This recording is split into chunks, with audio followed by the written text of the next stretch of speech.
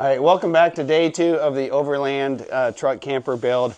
I have got my braces up in position and we're trying to sort out a couple things. The biggest one is how we're going to mount these to the bed rail. Couple options. We could do a kind of a smaller foot, like something like that, where you have essentially 4 separate ones, or do we do a full length bed rail type of stuff? Jen and I talked about it. What did we decide? I'm gonna do the full rail. I think it's just better. Well, for one thing, we found out that the bolt, we can't get access to bolt back here or all the way up front. So that kind of takes out our bolting spots. So we're gonna have to bolt in the middle. So we're gonna go with that. There's an issue with that. I would like to put a lip on it, but I just have a tiny little Harbor Freight bender that can't bend that long of stuff. So I think we're gonna weld a couple tabs, 1, 2, 3, on the face of that, so that kind of locks that whole thing in position. So I have some scrap. It's 0.160 thick. It's just slightly over 1/8 inch, but it's not as big as 3/16. We're gonna cut those. We also got our measurement. We're gonna go 64 inches from there to there. I think we'll do that first, so that will all tie this into one piece. We'll get going on cutting the angle or the channel that is gonna go in between our 2 braces.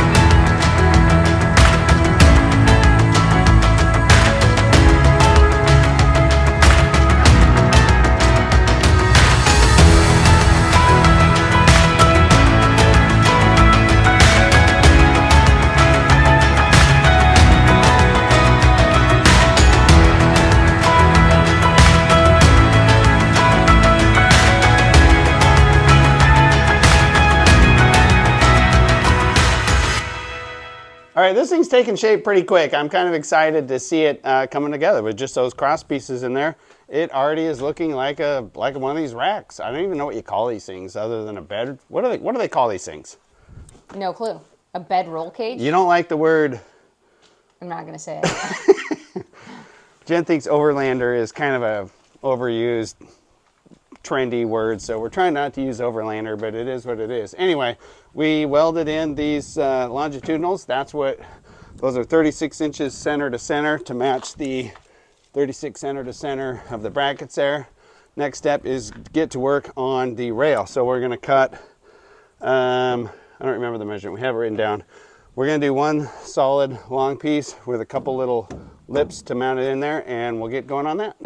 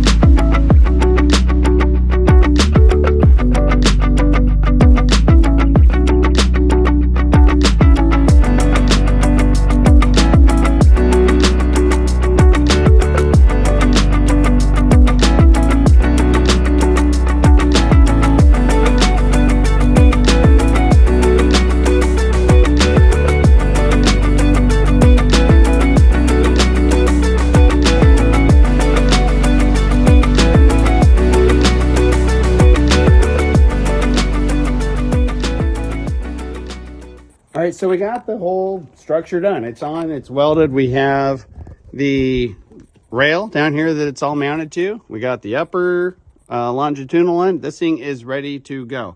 This hardware, it comes with the, I think there's a metric something, and they're used for straps that usually go across the bar that goes that way. You put it on there and strap that thing to that.